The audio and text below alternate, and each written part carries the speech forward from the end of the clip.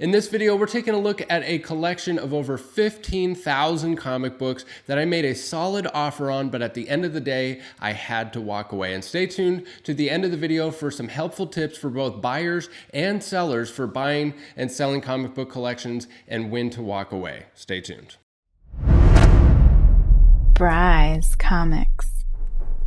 If you're new here, welcome to Bry's Comics. This channel is all about comic book investment and speculation and tips on how to have this hobby fund itself. And one of the greatest ways to do that is to buy an entire collection and sell the comics yourself. There's a lot that goes into that. There's a lot of nuance, and there's some really helpful tips that arose out of this collection that I think will be helpful to both buyers and sellers. But before we dive into it, we always do a giveaway here on this channel. If you subscribe, comment, and like this video, you're entered to win a free slab. And if you head over to brycecomics.com and sign up for the newsletter, you're entered to win a free slab over there as well. Use code COLLECT10 for 10% off all in-stock items at brycecomics.com. That code is always active. So first, let's take a look at this collection. I'll do a little voiceover as we actually flip through the boxes just to get an idea of what was in the collection. Then we'll talk about the prices that were offered, why I offered those prices, and some helpful tips about pricing, buying, and selling comic books. Also, I want to start out by saying that this collection is possibly still available, okay? I do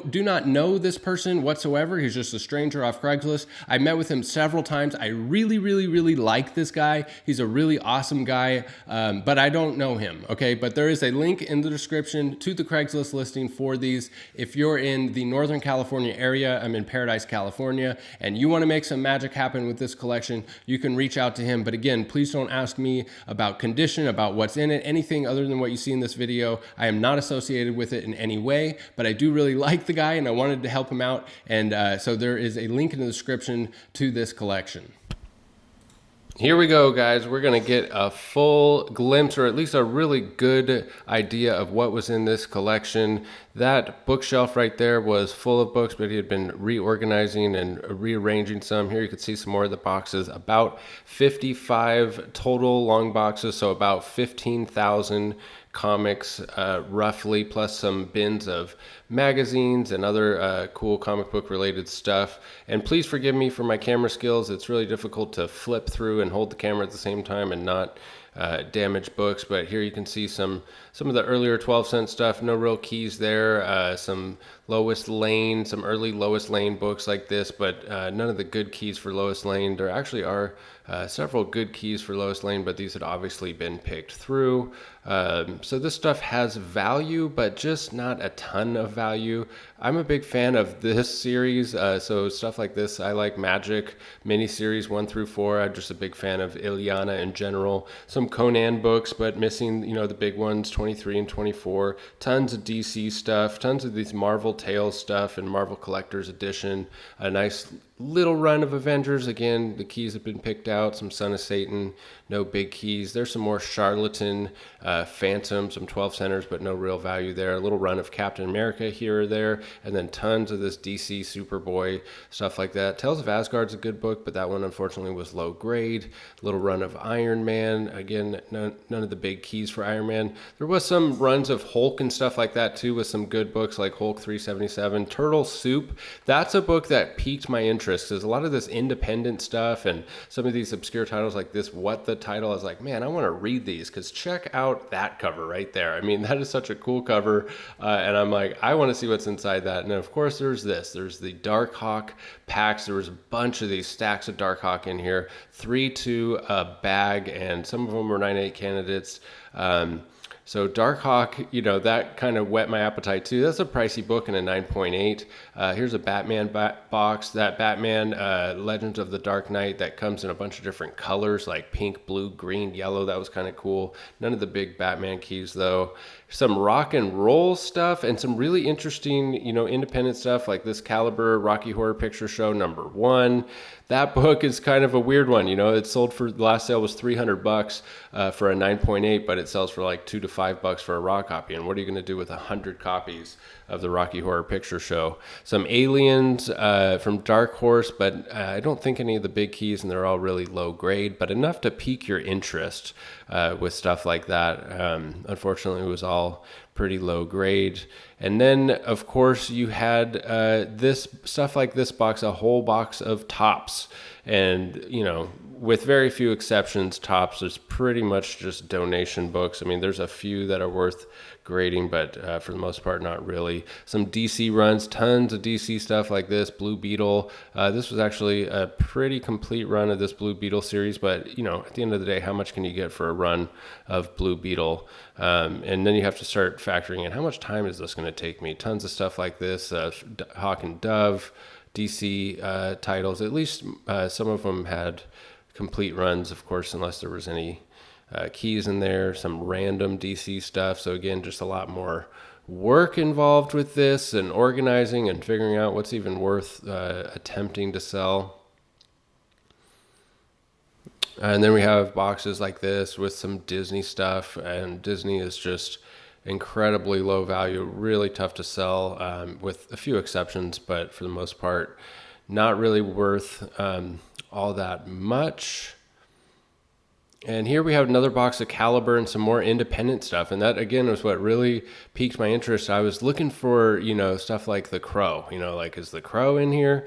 That's from Caliber Press. Here's Xenophile #1, adult content. This whole box is all adult stuff, but Varcel's Vixens and Vixen Wars and stuff like that. But, Snow Bunny. There's probably 20 copies of Snow Bunny #1. Some cool Vampy magazines. I'm a sucker for magazines. Some cool Punisher hardcovers with cool art. Judge Dredd with cool art. Silver Surfer hardcover with cool art. That kind of got me, FOMOing a little bit, like, oh, it'd be so cool to have just a tub of stuff to go through like this. Batman Adventures. Several sets of this throughout the collection. Of course, missing issue number 12, which is the first appearance of Harley Quinn. Some more Darkhawk for good measure. Here's some Marvel Comics Presents. I really like this series. I think it's just super affordable, awesome reading. I highly recommend Marvel Comics Presents for reading. It was just such a cool time in comics, and such a cool commentary on, the history of comics. I really enjoyed this little period. And there was also some keys in that run, like this one. And there was, I believe, 1, 2, 3, 4, 5, 6, 7, I think I miscounted. I think there were 7 copies of that. That's like a $300 book and a 9.8, but those were not 9.8s. So now I want to talk about the pricing, what was offered, and how we arrived at all these prices, because it is incredibly overwhelming to walk into a storage unit situation like that to see 15,000 books and say, how much do you want? How do you arrive at a price? There's so many factors that go into it. I think typical comic book shops would offer like 10 cents a book or something like that, maybe up to 20, 25 cents a book. But it's really kind of a weird way to value comic books, because, some of them could be worth hundreds of dollars and some of them aren't even worth 10 cents. So I think the 10 cent, 25 cent method is just like a really safe method. As long as there's some good stuff in there, you're pretty safe at those numbers. But it's not really fair in a lot of situations. It just depends on the collection. So I didn't know where to start with this. Like when I first walked in, he was asking $13,000 is what he had it listed for. And I knew walking into it, there was probably no way that I would come close to that price, but I wanted to get more info, like how did you arrive at that price? And I said, so, how much did you pay? And that was the most interesting thing about this, is that he bought the collection just recently. He doesn't know a ton of stuff about comics. He bought it for $3,000, and his intention was to flip it and make some money so that he can get his family into a better living situation and have some money to put down on like a new house or something like that. And god dang, do I respect that about this guy, that he was willing to shell out some money, take a risk, a leap of faith to try to make some profit on comic books. Of course, I have a soft spot in my heart for people that are willing to, take on the worthy endeavor of selling comic books. It's such a lucrative thing. And I just really respected him for the fact that he was willing to take take that risk. But the fact that he paid $3,000 led me to believe that that's probably more than it's actually worth. Like if somebody was willing to sell it to him for $3,000, I'm sure that $3,000 was probably a fair price at the very least. But you never know. You got to look through and see what's in there. So I got a little more information about it. He told me that this collection had actually been cherry picked twice, at least twice, so that, it's been gone through and the keys have been pulled out 2 separate occasions. Obviously they didn't get absolutely everything. I mean, they missed some books, but you could tell the major keys were missing. And at a certain point when I was going through it, I started to really see like, okay, they really did get all the major keys. Except I had that thing in the back of my head that maybe they missed the Crow. There's all those Caliber books. Maybe they missed that Crow series, and maybe there's 5 copies of Crow #1, which is like a $10,000 book or something crazy, and a 9.8. And that would have been, the gold mine, the easy money, because that's what everybody's looking for in a collection like this. They're hoping that there's going to be 1 or 2 books that is, easy money.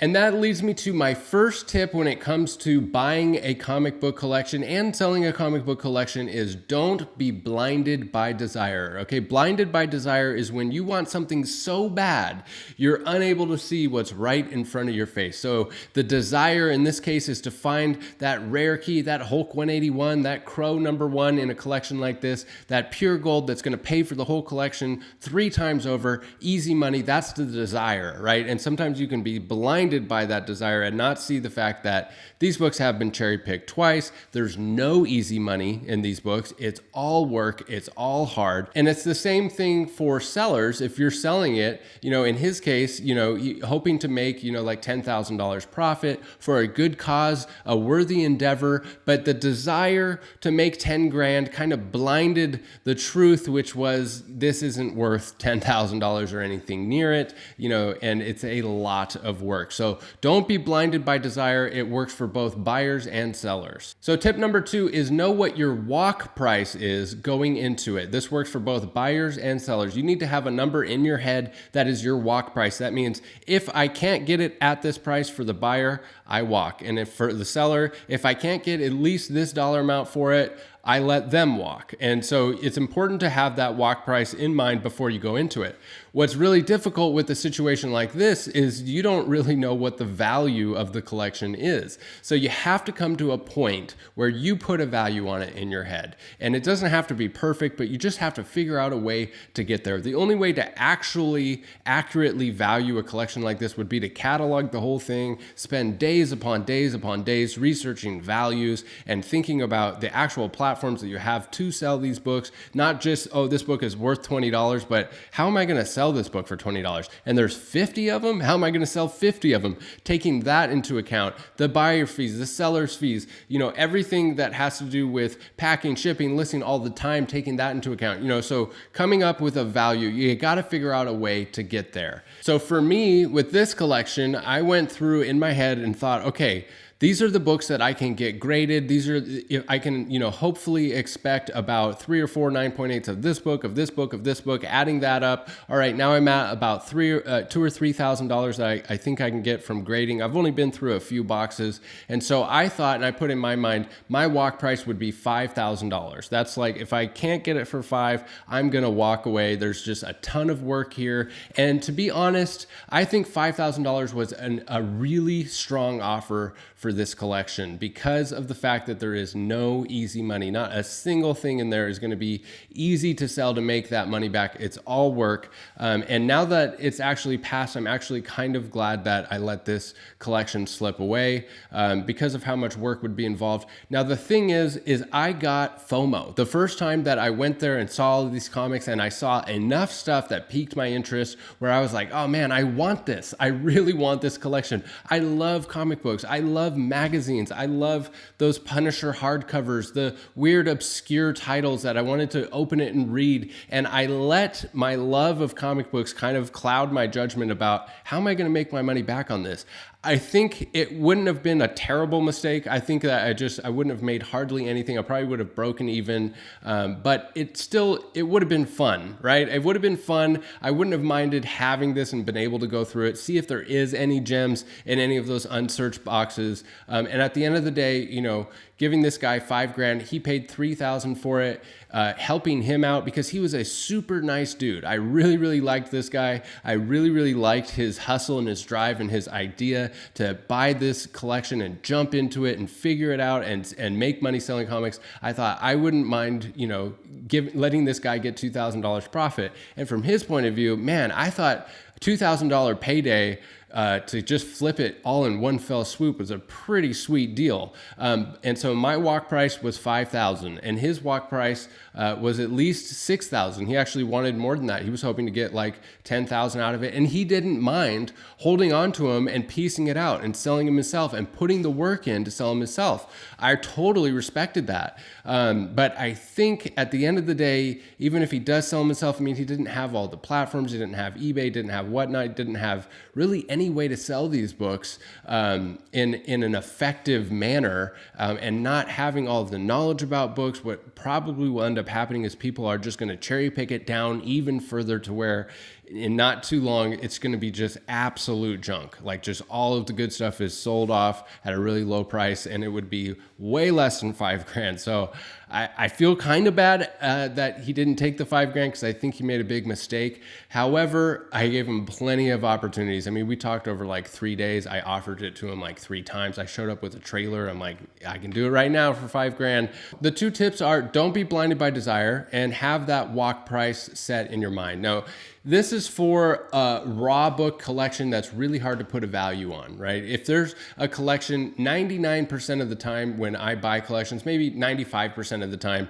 it's like a definable value that we can put on the collection because I mostly deal in graded comic book collections and it's really easy to find those values. And I usually just offer one walk price. I just say, this is what I can do, take it or leave it. And a lot of times people take it and a lot of times people leave it. There are other techniques to negotiation. Some people talk about a wish, want, and walk price. Okay, so having a wish price, a want price, and a walk price. And a wish price is the price that like, this is a no-brainer. If I get this wish price, I'll absolutely take it. I'll be super stoked. The wish price works on both ends as the buyer and the seller. The buyer would be totally lowball. The seller would be way higher than anything you could dream of. That's the wish price.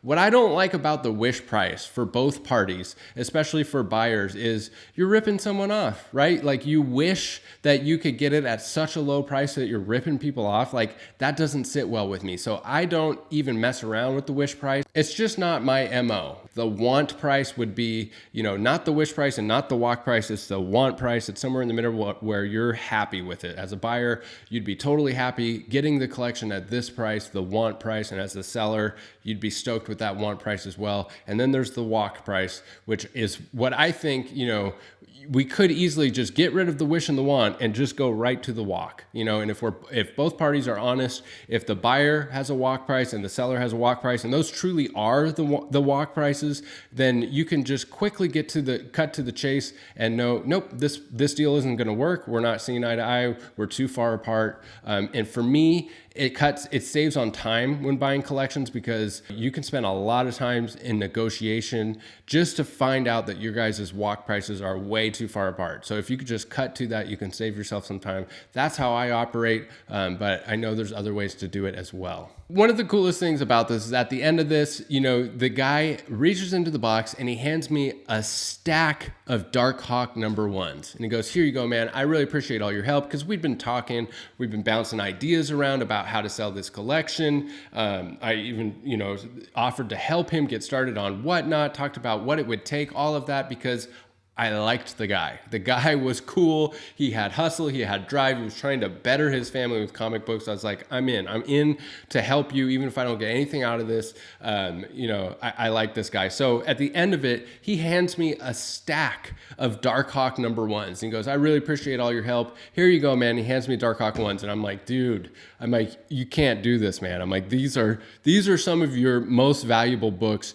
you absolutely need to keep these. And I started a little box to the side with all the bigger keys that he had. I'm like, these are the ones you need to, you need to make sure you get top dollar for these. Don't go selling these for $1. So I refused the Darkhawk ones, but it was just such a cool gesture. And don't forget that this collection is likely still available. I put a link in the description to the Craigslist listing for this. If you're nearby, I'm here in Northern California, in Paradise, California, and you want to take a look, maybe you can take a stab at it. And he's also willing to work with you if you want to, just grab a couple boxes or something like that. Contact info in the description. I have nothing to do with it. I have nothing to do. Please don't ask me any questions about it, about condition or anything like that. It's totally up to you. I don't even know this guy. It's just some random guy off Craigslist. So I'm not associated with this in any way. I just wanted to help the guy out. Thank you for sticking with me for this interesting video. Leave a note in the comments. What do you think? Do you think I dodged a bullet on this one? Do you think I should have went higher? Curious to know what you guys think. Thanks as always for sticking with me in the end. We'll catch you in the next one. Bye.